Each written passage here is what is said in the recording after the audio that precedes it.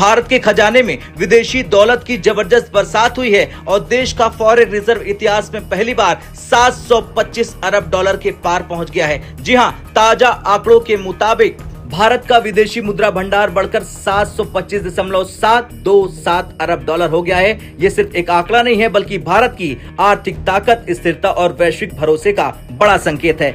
अगर 60 से 80% करने में कामयाब हो जाएं, तो इसको कामयाब तरीन करार दिया जाए। कश्मीर को भूल जाओ। 1.1 बिलियन डॉलर के लिए हम रो रहे हैं, हाथ जोड़ कर खड़े हैं। इंडिया ने एक प्रोग्राम लिया था, $550 बिलियन उसकी किटी में पड़ा हुआ है।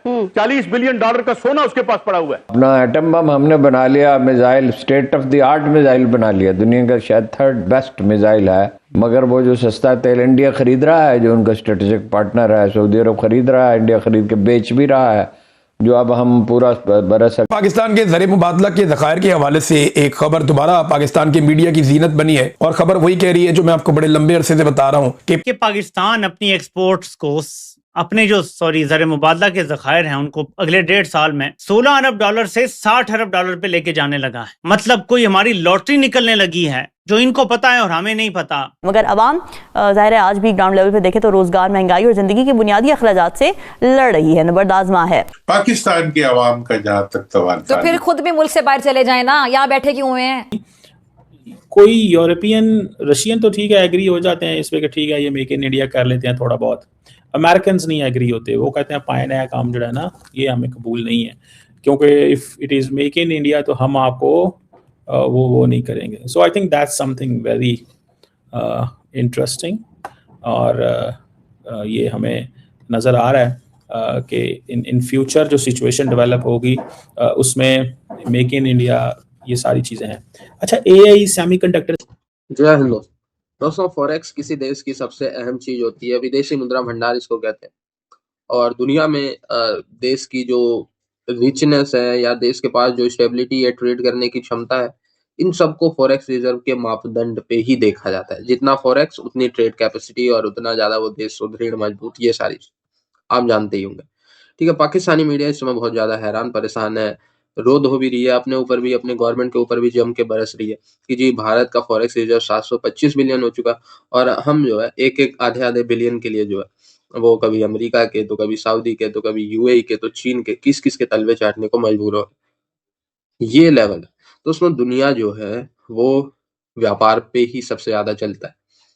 लाइफ लाइन है व्यापार, और व्यापार के लिए विदेशी मुद्रा भंडार सबसे ज्यादा जरूरी। इसी वजह से ये जो पाकिस्तान 1-1 बिलियन 2-2 बिलियन मांगता है, क्यों मांगता है? इसीलिए कि हमारे पास जो चीजें हैं जो नहीं है उसको हम बाहर से मंगाएंगे और अपनी चीजें बेचेंगे बाहर के देशों में, तो उन सब के बीच जो पैसे का लेन देन होता है वो डॉलर में होता है। तो इसके लिए वो विदेशी मुद्रा भंडार रखते हैं अपने पास।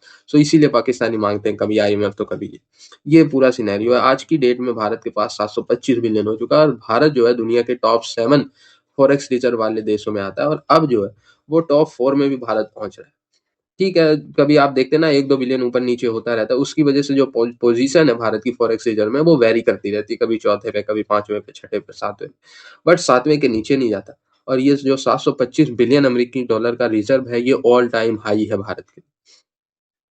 पिछले 4 सालों में लगभग 350 बिलियन अमेरिकी डॉलर से ज्यादा भारत के फॉरेक्स रिजर्व में इंक्रीजमेंट हुई है, जो कि रिकॉर्ड है किसी और देश। दरअसल पिछले एक हफ्ते के अंदर भारतीय रिजर्व बैंक के फॉरेक्स रिजर्व में जो उछाल आया है वो वाकई चौंकाने वाला है। सिर्फ एक हफ्ते में लगभग 14.5 बिलियन डॉलर की बढ़ोतरी, पिछले 3 हफ्तों में करीब 36 बिलियन डॉलर का इजाफा। खाली आपकी गलत पॉलिसी, इंटरनेट शटडाउन की वजह से, अपनी इंट्रूसिव फायरवॉल जो आपने इंस्टॉल किया, आपके 1.3 बिलियन डॉलर का तो फौरी एक नुकसान हो रहा है, जो अकाउंट फौरी नहीं हो रहा। फिर जो उसकी वजह से अपॉर्चुनिटीज़ लूज हो रही हैं वो कोई कैलकुलेट ही नहीं कर रहा। फिर ये जो लोग खासतौर पर ये जो फ्रीलांसर हैं वो शायद मूव आउट उस तरह से नहीं कर रहे, मगर वो काम किधर से कर रहे हैं? बाहर से कर रहे हैं। वो वाला एक बहुत बड़ा इशू है। पाकिस्तान में अपॉर्चुनिटीज़ फ्रीलांसिंग की भी कम हो रही है। खाली इंडिया को आप देख लें, हम 3.8 बिलियन डॉलर पे हम कह रहे हैं कि बढ़ गया है, 20% इंक्रीज है। इंडिया किधर कर रहा है?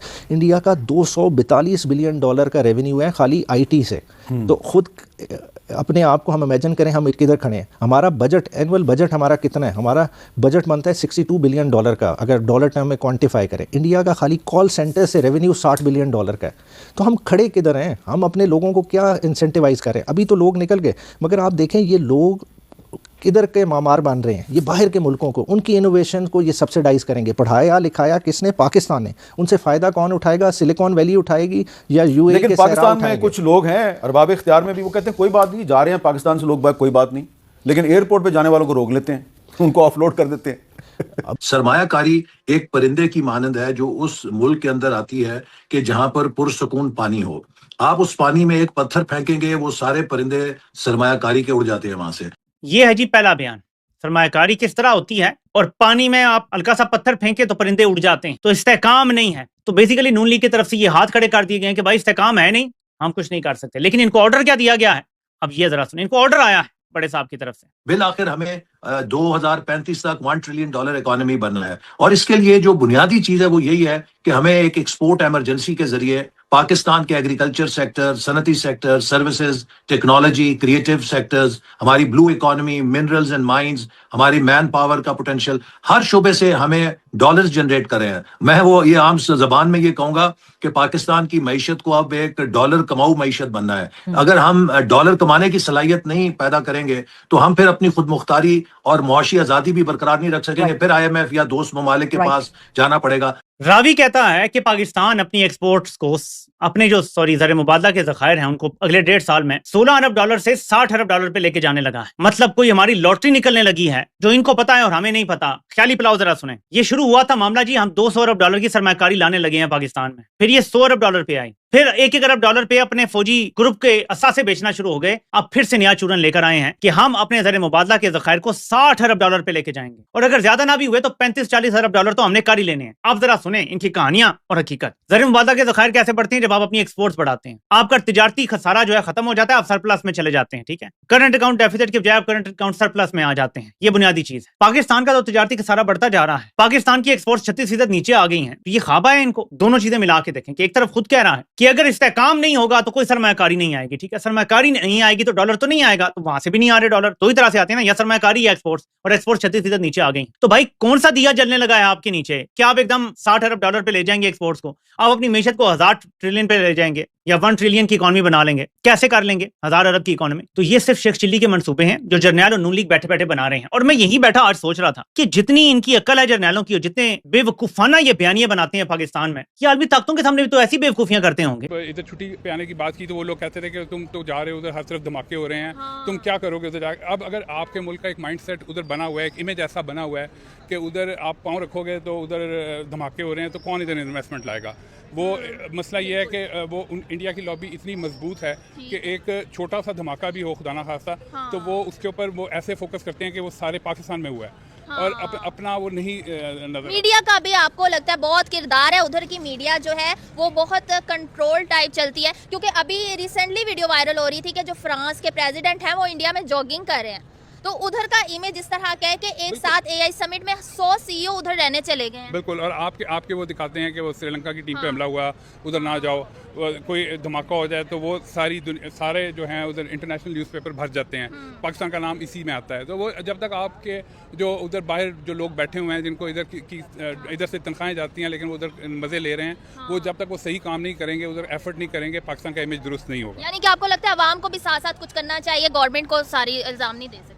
नहीं जी, ये काम तो एक्चुअली गवर्नमेंट का ही है। आवाम बेचारी तो अपना रोटी कमाने में लगी हुई है। ये जो बाहर जाते हैं लोग, वो जो फॉरेन ऑफिस के अंदर जाते हैं, वो गवर्नमेंट के थ्रू ही जाते हैं, लेकिन उनकी कोई उनको कोई अकाउंटेबिलिटी नहीं है। मुझे याद है खान साहब की हुकूमत के अंदर जब उसने सारे एम्बेसडर्स को बुला के उनकी सजनिश की थी तो काफ़ी सारी चीज़ें ठीक हुई थी। तो ये मतलब जब तक अकाउंटेबिलिटी नहीं होगी तब तक ये चीज़ें आगे नहीं बढ़ेंगी। रशिया के साथ जो है उनकी ट्रेड बढ़ती जा रही है, जो डिफेंस और ऑयल से निकल कर अब केमिकल्स वगैरह पे और सेमीकंडक्टर्स की तरफ चली गई है। आपको क्या लगता है कैसे ये जो भी सिचुएशन चल रही थी पिछले कुछ अरसे से, इसको इंडिया मैनेज कर रहा है, अमेरिका और रशिया साथ साथ? बिल्कुल, इंडिया की ये फॉरेन पॉलिसी है। और ये इंडियंस जो हैं वो क्या मान जाएंगे? और अगर वो मान जाते हैं, याद रखें, तो फिर ज़हन में ये रखिएगा कि अगर इंडियंस मान गए तो इस चीज़ को भी जहन में रखिएगा कि हो सकता है इंडिया की जो सप्लाई चेन है टेक्नोलॉजी की वही रुक जाए।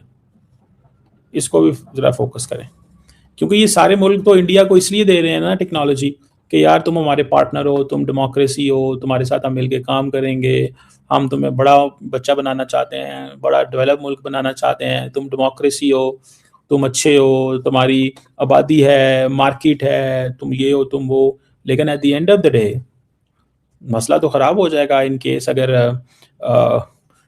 इंडिया ने वो टेक ट्रांसफ़र करनी शुरू कर दी। इंडिया ने ट्रैक ट्रांसफ़र शुरू करनी कर दी तो वो रशिया बाकी तो नहीं हो